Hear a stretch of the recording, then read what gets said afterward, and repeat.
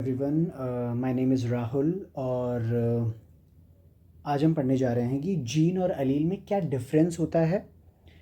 फिर मेंडल का law of segregation क्या कहता है और एक और लॉ देखेंगे, मेंडल का लॉ ऑफ डोमिनेंस। ये तीन चीज़ें अपन पढ़ेंगे आज।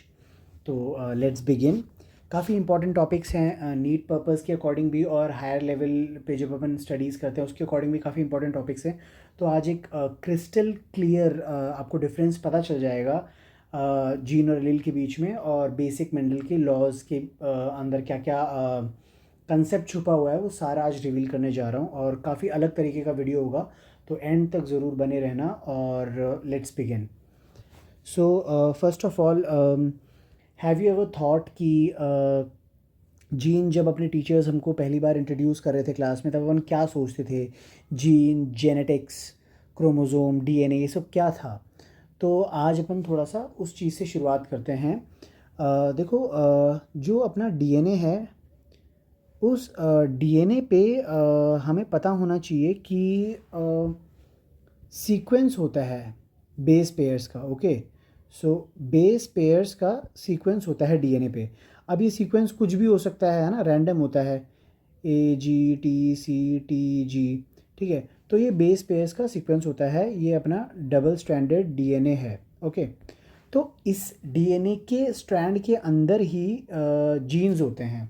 एक्चुअली जीन क्या है? जीन भी डीएनए का पार्ट ही है। डीएनए का अपन बोल सकते हैं पर्टिकुलर सीक्वेंस ही है। ओके, छोटा सीक्वेंस बोल सकते हैं, बड़ा सीक्वेंस बोल सकते हैं। बड़ा जीन है तो थोड़ा लंबा सीक्वेंस होगा, छोटा सीक्वेंस होगा तो थोड़ा छोटा जीन होगा। ठीक है, तो ये डीएनए का पार्ट ही है जीन। ठीक है, जीन कुछ अलग चीज़ नहीं है डीएनए से। डीएनए है तो ही जीन है। ओके, तो अब जीन जो होते हैं ह्यूमंस के अंदर वो कंटिन्यूस नहीं होते। कि जैसे फॉर एग्जांपल यहाँ पे कोई जीन 1 है ना, जिसका फंक्शन है कोई भी पर्टिकुलर प्रोटीन बनाना। ओके, तो गैप के बाद ही जीन 2 आएगा और थोड़े गैप के बाद जीन 3 आएगा। ओके, एकदम कंटिन्यूएशन में जीन्स नहीं होते ह्यूमंस के अंदर, गैप्स होते हैं इनके बीच में। ठीक है, तो ये ध्यान देना है एक तो हमको, है ना। बैक्टीरिया के अंदर अगर अपन देखें तो थोड़ा डिफरेंट केस होता है। अगर मैं बैक्टीरिया का बनाऊं केस, तो बैक्टीरिया के अंदर क्या होगा? ये बैक्टीरियल डीएनए है, इसके अंदर एक जीन यहाँ पर है तो दूसरा जीन एकदम कंटिन्यूएशन में यहाँ पर होगा, फिर तीसरा जीन यहाँ पे होगा, फिर चौथा जीन यहाँ होगा। ओके, तो ये बैक्टीरिया का केस थोड़ा सा अलग हो गया, लेकिन ह्यूमंस का केस अपन को बिल्कुल डिफरेंट तरीके से लेना है। ओके, तो अब अपन डिस्क्राइब करते हैं कि जीन को हम कैसे सोचेंगे। जब ये वर्ड आएगा तो हम, कोई हमसे पूछ ले कि भैया जीन बताओ होता क्या है, तो we should be able to describe it, या राइट। तो कभी भी कोई पूछेगा तो सबसे पहले तो ऐसी डेफिनेशन बताता हूँ जो वो गलत बोल ही नहीं सकता आपको। अगर कोई आपसे जीन के बारे में पूछे तो आपको सिर्फ इतना बोलना है, gene is the transcriptional unit. Transcriptional unit बोले तो यूनिट मतलब एक छोटा सा हिस्सा, तो पूरे डीएनए का एक छोटा सा हिस्सा है। ओके, क्योंकि डीएनए तो बहुत बड़ा है बट जीन थोड़ा छोटा है उससे। तो छोटा सा हिस्सा है जिस हिस्से का यहाँ से लेके यहाँ तक इस पार्ट का क्या होगा? ट्रांसक्रिप्शन होगा। ट्रांसक्रिप्शन जैसे ही होगा, ट्रांसक्रिप्शन का रिजल्ट क्या होता है? ट्रांसक्रिप्शन से बनता है आरएनए। इस केस में हम एमआरएनए ले लेते हैं। ओके, तो ट्रांसक्रिप्शन से इस जीन का क्या बना? आरएनए बना। ये रहा, ये डबल स्ट्रैंडेड डीएनए था और ये क्या है? एमआरएनए है। तो ट्रांसक्रिप्शन से ये जीन एमआरएनए में कन्वर्ट हो गया। कहने का मतलब ये है, इस जीन पे सीक्वेंस था, कोई भी सीक्वेंस हो सकता है रैंडम, AGCT, उसको रीड कर करके एक एंजाइम जिसका नाम है आरएनए पॉलीमरेज, उसने एमआरएनए बनाया। इस सीक्वेंस को रीड करके ये एमआरएनए बनाया, यानी कि इस जीन को रीड करके एमआरएनए बनाया आरएनए पॉलीमरेज ने। तो एक्चुअली इस जीन को ही अपन एमआरएनए के फॉर्म में एक्सप्रेस करवा रहे हैं। कभी ये वर्ड आता है ना अपने सामने कि भैया जीन एक्सप्रेशन क्या होता है, तो एक्सप्रेशन का मतलब ये होता है कि जैसे आपको कोई बोल दे कि एक्सप्रेस योरसेल्फ, तो आप अपने बारे में बताओगे। तो अगर जीन को कहा जाए जीन प्लीज़ एक्सप्रेस योरसेल्फ, तो जीन अपने बारे में सिर्फ दो तरीके से बता सकता है। एक, एमआरएनए बना के ट्रांसक्रिप्शन करवा के, दूसरा एमआरएनए के बाद ट्रांसलेशन करवा के। ट्रांसलेशन, सो ट्रांसलेशन के बाद कोई भी प्रोटीन बन जाएगा अपना। ओके, सो ये जो हमने जीन बोला था, ये यहाँ पे जो जीन था उसका एक्सप्रेशन हुआ तो एमआरएनए बना, और फर्दर उसके एक्सप्रेशन से क्या बना, यहाँ पे एक बहुत ही प्यारा सा प्रोटीन बना। तो जीन अपना एक्सप्रेशन कैसे करता है भैया, प्रोटीन बना के या फिर एमआरएनए बना के, दोनों ही बातें सही है। अगर एमआरएनए बना रहा है तभी एक्सप्रेशन हो रहा है, प्रोटीन बना रहा है तभी एक्सप्रेशन हो रहा है। प्रोटीन बन रहा है तो इसका मतलब एमआरएनए बना ही बना है, ऐसा सोचना है। तो ये बात हो गई जीन की और जीन के एक्सप्रेशन की। तो डेफिनेशन वाइज कोई आपसे पूछे तो क्या बोलोगे, gene is the transcriptional unit. और कोई पूछे कि एक्सप्लेन कीजिए प्लीज़, तो आपको ये बताना है कि जीन डीएनए का वो पार्ट है जिसका ट्रांसक्रिप्शन होता है, और ट्रांसक्रिप्शन के रिजल्ट में वो क्या बनाता है, ट्रांसक्रिप्शन के रिजल्ट में वो बनाता है एमआरएनए। और अगर उसको फर्दर एक्सप्रेस करना है जीन को और ज़्यादा, तो आप प्रोटीन भी बना सकते हो उस एमआरएनए का। तो उस जीन का प्रोडक्ट हमको मिल गया ये प्रोटीन। तो प्रोटीन क्या है, जीन का प्रोडक्ट ही तो है, जीन एक्सप्रेशन का प्रोडक्ट क्या है, प्रोटीन है। अब ये प्रोटीन कोई ना कोई पर्टिकुलर फंक्शन करेगा जो अपन को डेली जीने में हेल्प करेगा। ठीक है, जैसे मान लो कोई एक पर्टिकुलर जीन है, जैसे मान लो अपनी स्किन के अंदर पिगमेंट होता है मेलानिन। ओके, तो मेलानिन पिगमेंट क्या है भैया, मेलानिन एक प्रोटीन पिगमेंट है, प्रोटीन से ही तो बना है मेलानिन। तो ये मेलानिन बनेगा कैसे, मेलानिन बनेगा जीन एक्सप्रेशन से। तो इसका जीन क्या होगा, मेलानिन जीन होगा इसका। मेलानिन जीन का जब एक्सप्रेशन होगा तो मेलानिन एमआरएनए बनेगा, और मेलानिन एमआरएनए बनने के बाद मेलानिन प्रोटीन बनेगा ट्रांसलेशन से। तो ये जीन जब एक्सप्रेस हुआ तभी मेलानिन प्रोटीन बना, और मेलानिन प्रोटीन बनने से अपनी स्किन को एक पर्टिकुलर कलर मिल रहा है। जो स्किन कलर है अपना, वो मेलानिन की वजह से है। तो वो कलर क्यों मिल रहा है, मेलानिन जीन के एक्सप्रेशन से।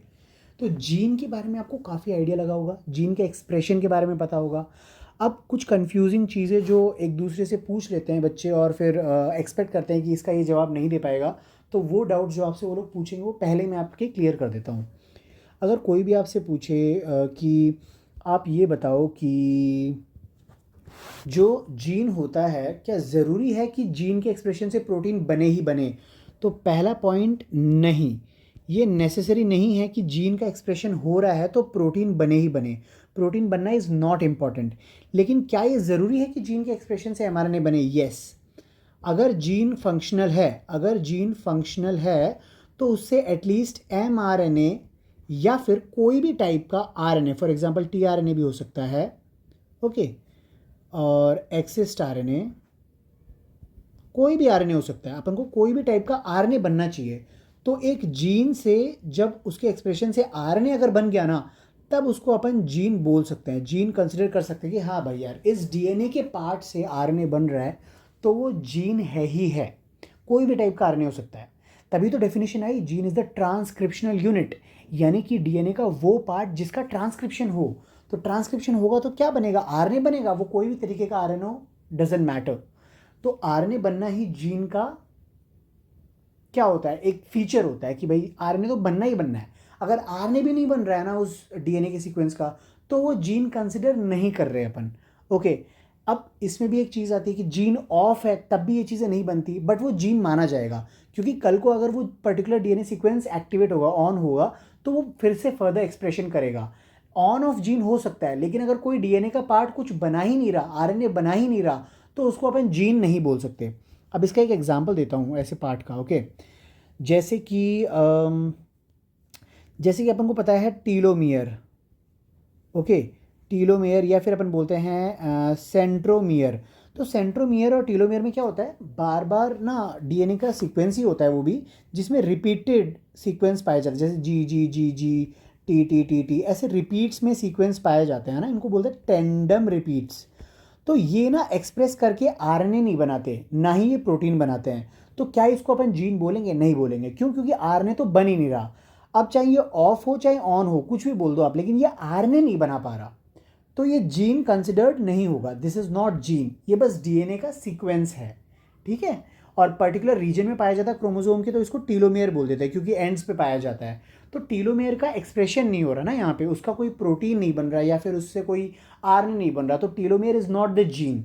लेकिन उसके बजाय अगर मैं बोलूँ मेलेनिन जीन, तो मेलेनिन जीन से मेलेनिन एमआरएनए भी बन रहा है और मेलेनिन प्रोटीन भी बन रहा है, तो उसको अपन को बोलना पड़ेगा, ओके। ठीक है, अपन ने सब कुछ रब कर दिया। अब अपन इस स्टेज पे आ गए कि जीन आपको समझ में आ गया होगा। अब अपन आते हैं कि भैया अलील क्या होता है। देखो डेफिनेशंस आप सबको बहुत अच्छे से आती हैं। डेफिनेशंस पढ़ाने के लिए मैं ये वीडियो नहीं बना रहा, मुझे पता है आप लोगों को ऑलरेडी आती हैं और आप पढ़ भी सकते हो, बट आपको एक्चुअल मतलब पता होना चाहिए अलील का। तो अलील का एक्चुअल मतलब होता है कि alternate form of a gene. जैसे मैं बोलूँ कोई पर्टिकुलर जीन है, ठीक है, अगर इस जीन का बस एक ही फॉर्म है तो ठीक है यार, एक ही फॉर्म का जीन है, बस एक ही अकेला है, कुछ नहीं है और कुछ है ही नहीं। लेकिन अगर मैं बोलूँ इस एक जीन के ना दो फॉर्म्स हैं, जैसे कि एक ये रहा और एक ये रहा, तो इसको बोलते हैं फॉर्म 1 फॉर्म 2, या फिर आप इसको ए और बी भी बोल सकते हो। अब ये क्या है, इसका मतलब क्या है भाई, एक ही जीन के दो फॉर्म्स होने का मतलब क्या है। इसका मतलब ये है कि हो सकता है जीन 1 जो है वो आप में भी है मुझ में भी है, लेकिन आपके अंदर फॉर एग्जांपल आपका 2 है जीन 1, तो आपके अंदर इसके अंदर GAT आ रहा है, लेकिन मेरे अंदर CAT आ रहा है।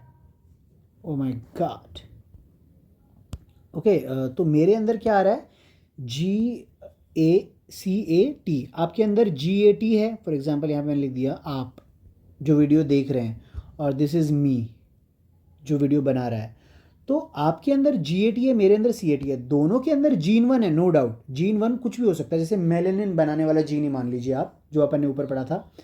तो आपके अंदर इस सीक्वेंस में GAT आ रहा है, मेरे अंदर CAT आ रहा है, लेकिन अपन दोनों के पास ही मेलेनिन बनाने का जीन है, बट उसके फॉर्म्स अलग अलग हैं। डिफरेंस तो है ना भैया, बेस के अंदर डिफरेंस है, यहाँ पे गुआनिन है, यहाँ पे साइटोसिन है। जीन दोनों के अंदर सेम है, लेकिन उसके दो अलग अलग वेराइटी मिल रही है, दो फॉर्म्स मिल रहे हैं। तो इसी को तो अपन बोलते हैं alternate forms of a gene, और alternate form of a gene ही अलील कहलाते हैं, है ना। तो ये अलील सेकंड हो गया, ये अलील फर्स्ट हो गया। तो ह्यूमंस क्या होता है, ह्यूमंस की एक खासियत होती है अपन डिप्लॉयड हैं। तो डिप्लॉयड होने का मतलब ये होता है अपने पास एक ही जीन के दो फॉर्म्स होते हैं, ए फॉर्म या बी फॉर्म, और वो कुछ भी हो सकता है। तो अब आपको काफ़ी क्लियर हुआ होगा कि भैया अपन ये वर्ड क्यों यूज़ करता है डेफिनेशन में, alternate forms of a gene, different form of a gene, different sequence of a gene, उसी को बोलते हैं अलील। तो अलील कुछ नहीं होता, अलील जीन ही है, बट जीन के काफ़ी अलग अलग फॉर्म्स हमें मिलते हैं, इसलिए अपन बोलते हैं उसको अलील बोल दिया जाता है बस, लेकिन होता तो वो जीन ही है ना। तो एक ही जीन के काफ़ी फॉर्म्स है, अगर 4-5 फॉर्म्स है तो 4-5 अलील हो गए, 10 फॉर्म्स है तो 10 अलील हो गए। लेकिन ह्यूमंस डिप्लॉयड होते हैं तो एक ही जीन के सिर्फ दो फॉर्म्स मिलते हैं अपन को। अब आप बोलोगे सर ह्यूमंस तो डिप्लॉयड हैं और आप कह रहे हो एक ही जीन के दो फॉर्म्स मिलते हैं, लेकिन हमें ये पता है कि ब्लड ग्रुप जब अपन पढ़ते हैं तो वहाँ पे अपन 3 एलील्स देखते हैं, A, B और O। ये 3 एलील्स हमें देखने को मिलते हैं ब्लड ग्रुप के टाइम पे। तो अब ये कैसे हो गया सर, आप तो कह रहे थे कि डिप्लॉयड है ह्यूमंस तो दो ही फॉर्म्स मिलने चाहिए। एक्चुअली आप एक चीज़ ध्यान रखना, इस जो दो फॉर्म का मतलब क्या होता है, भले ही 3 अलील्स मिले ब्लड ग्रुप के, या फिर कोई भी पर्टिकुलर जीन के हजारों अलील्स मिले, लेकिन हमेशा एक बारी में वो सिर्फ दो के कॉम्बिनेशन में पाए जा सकते हैं। जैसे कि अगर यहाँ पे ए आ गया तो यहाँ पे बी भी आ सकता है, अगर यहाँ पे ए आ गया तो यहाँ पे ओ भी आ सकता है, अगर यहाँ पे ए आ गया तो यहाँ पे वापस से ए भी आ सकता है।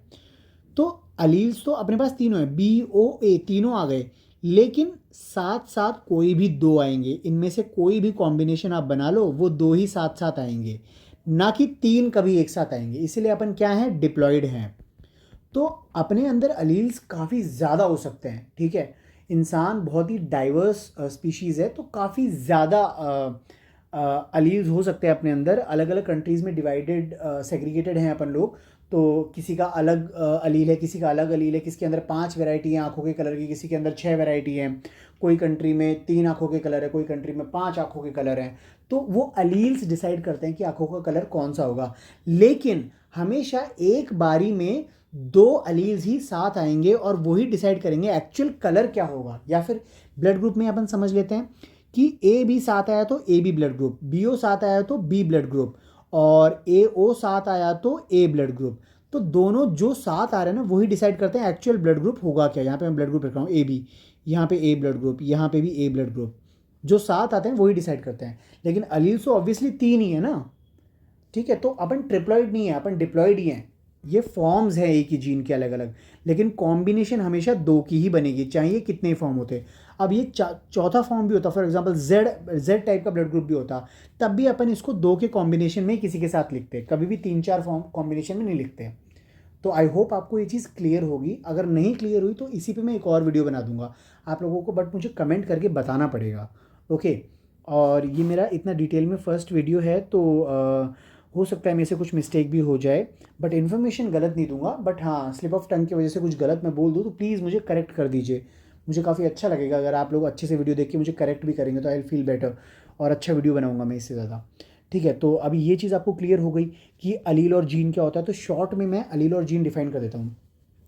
जीन की तो बहुत सारी डेफिनेशंस आपको समझ में आ गई होगी। जीन ट्रांसक्रिप्शनल यूनिट है, सेगमेंट ऑफ डीएनए है जिसका ट्रांसक्रिप्शन हो रहा है या फिर जिसका ट्रांसलेशन हो रहा है ना। और जीन क्या है, डीएनए का कोई पार्ट ही है जीन, कुछ अलग नहीं है, बस उसके अंदर एक्सप्रेशन होना चाहिए। एटलीस्ट एमआरएनए या कोई भी एमआरएनए तो बनना ही चाहिए, आरएनए बनना ही चाहिए, तभी वो जीन कहलाएगा, वरना वो जीन नहीं कहलाएगा। आगे वो एमआरएनए प्रोटीन बनाए नहीं बनाए उससे फ़र्क नहीं पड़ता, लेकिन आरएनए तो बनना चाहिए डीएनए के कोई भी सीक्वेंस से ट्रांसक्रिप्शन के थ्रू, तभी उस डीएनए के सीक्वेंस को, उस डीएनए के छोटे से पार्ट को अपन जीन बोलेंगे, ओके। और अलील क्या होता है, अलील होता है alternate form of a gene, different form of a gene, different sequence of a gene. मतलब एक ही जीन की कई वेराइटीज़ आपको मार्केट में मिलेंगी। जैसे ब्लड ग्रुप से भी मैंने समझाया, आंखों के कलर से भी मैंने समझाया। अब एक और अच्छा पॉइंट बताता हूँ जो मेरे टीचर ने मुझे समझाई थी, सूरज सर ने, कि जीन जब अपन वर्ड यूज़ करते हैं ना, तो वो अपन यूज़ करते हैं पॉपुलेशन के लिए, ओके। पॉपुलेशन के लिए मतलब पॉपुलेशन लेवल पे अपन जीन वर्ड यूज़ करते हैं। इसको कैसे समझोगे आप? जैसे मैंने बोल दिया ह्यूमन पॉपुलेशन के अंदर आई कलर का जीन है, इसका मतलब सारे ह्यूमंस के अंदर आंखों का कोई ना कोई कलर तो होगा। बहुत रेयरली ही ऐसा म्यूटेशन होगा कि जिसकी आंखें वाइट होंगी, ओके। तो वाइट आंखों वाले ह्यूमंस बहुत कम मिलेंगे, कोई बीमारी मिलेगी उनको या कोई म्यूटेशन की वजह से ऐसा होगा, नहीं तो सारे ह्यूमंस के अंदर आई कलर कुछ ना कुछ तो होता ही है। तो ये एक जीन हो गया आई कलर जीन, जो पूरे ह्यूमन पॉपुलेशन को आंखों का कलर देगा। अब जो आंखों का कलर ह्यूमंस के अंदर आएगा एक्चुअल में, वो कॉम्बिनेशन के वजह से आएगा, क्योंकि अपन डिप्लॉयड हैं। तो डिप्लॉयड में जो अलील कंबाइन करेगा, 1 और 2 अलील या कोई भी अलील कंबाइन करके जो कलर बनाएगा ना, वही अपन को फिनोटाइप दिखेगा। तो वो अलील है। अलील इंडिविजुअलिटी को डिफाइन करता है और जीन पॉपुलेशन को डिफाइन करता है। आंखों का कलर वाला जीन सबके अंदर है, लेकिन कौन से इंसान के अंदर कौन सा कलर आएगा आंखों का, वो अलील्स डिसाइड करेंगे। तो अलील जो है वो इंडिविजुअल लेवल पे है। हो सकता है कि आपके और आपके भाई या आपके बहन की आंखों का कलर अलग अलग हो या सेम भी हो, तो वो कौन डिसाइड कर रहा है? आपका अलील अलग है, उन आपकी बहन या भाई का अलील अलग है, आपके अंदर अलील कॉम्बिनेशंस डिफरेंट है, इसीलिए आपकी आंखों का कलर डिफरेंट है। लेकिन ऐसा नहीं हो सकता कि आपके भाई की तो आंखों का कलर ही नहीं है और आपके आंखों का कलर है। दोनों की ही आंखों के अंदर कलर दिखेगा, आइरिस का कलर आपको दिखेगा। किसी के अंदर ब्राउन या ब्लैक या ब्लू, बहुत रेयर केस में ब्लू भी होता है, ग्रीन होता है। ऋतिक रोशन, ग्रीन नहीं, आई थिंक ग्रे होता है उसका, आई डोंट नो, आप लोग कमेंट करके बता देना।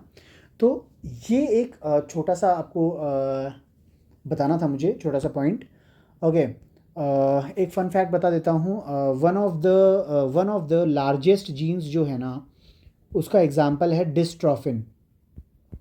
डिस्ट्रॉफिन, ये डी है, डिस्ट्रॉफिन, ओके। सो ये बहुत ही ज़्यादा large gene, largest, one of the largest gene है। 79 एक्सॉन्स आते हैं इसके अंदर, तो काफ़ी बड़ा जीन हो गया, मतलब बहुत ही बड़ा जीन हो गया। ऐसे छोटे छोटे जीन्स भी होते हैं, काफ़ी अलग अलग एग्जांपल्स है जीन्स के, ठीक है। तो आई होप आपको जीन और अलील तो क्लियर होगा। अब नेक्स्ट वीडियो में मैं आपको बताऊंगा कि मेंडल्स के लॉज के बारे में अपन पढ़ेंगे एक एक करके। तो जैसे कि लॉ ऑफ सेग्रीगेशन बताऊंगा, लॉ ऑफ इंडिपेंडेंट असॉर्टमेंट बताऊंगा, लॉ ऑफ डोमिनेंस बताऊंगा, और जीन और अलील का कंसेप्ट यूज़ करके ही बताऊंगा, और काफ़ी अच्छा समझ में आएगा आपको। और उस वीडियो से पहले आपको बेसिक्स में मैं ये और बताऊंगा कि एक क्रोमोजोम पे आप जीन को कैसे विजुअलाइज करोगे, ताकि आपको मेंडल्स के लॉ समझने में बिल्कुल दिक्कत ना आए। क्योंकि क्रोमोजोम्स पे जीन को विजुअलाइज करना भी थोड़ा सा डिफिकल्ट हो जाता है, कई बच्चों को नहीं समझ में आता। और एक मेरा क्वेश्चन भी है, नेक्स्ट वीडियो आने से पहले आप सब लोग मुझे जवाब में बताइए कि एक ह्यूमन सेल है, वो डिप्लॉयड सेल है। अब उसके अंदर कितने डीएनए होंगे, कितना डीएनए होगा उसके अंदर, इसका जवाब आप सब लोग मुझे बताइए कमेंट करके। मैं आप सबके कमेंट्स पढ़ूंगा। ऑब्वियसली मेरे सब्सक्राइबर्स काफ़ी कम है अभी, तो एक एक बच्चे का कमेंट पढ़ूंगा, लाइक भी करूंगा, रिप्लाई भी करूंगा। और तो मेरे लिए काफ़ी अच्छा होगा अगर आप इस क्वेश्चन का आंसर मुझे देंगे, मुझे काफ़ी अच्छा लगेगा।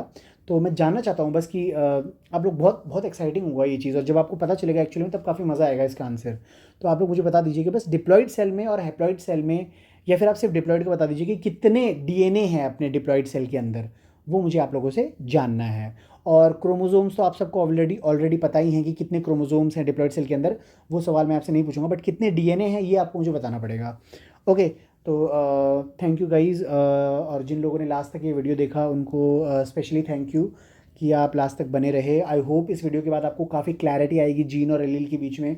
और डिटेल वीडियो बनाना है, मैं I am always ready to do it, मैं बनाऊंगा। आप बस मुझे प्लीज़ कमेंट करके बता दीजिए, मुझे काफ़ी अच्छा लगेगा। और अपने दोस्तों से भी ये वीडियो शेयर कीजिए जिनको जेन्युइनली अच्छे से समझना है यार, जिनको डाउट रहता है, या फिर जिनको ऐसा लगता है कि यार काफ़ी डिफिकल्ट है ये चीज़ें पढ़ना या रटना और समझ में नहीं आ रही, तो उन चीज़ों को मैं पूरी तरीके से आसान करने के लिए तैयार हूँ, और ऐसा समझाने के लिए तैयार हूँ जो आपको लाइफ में आप कभी नहीं बोलोगे, आगे तक काम में आएगा।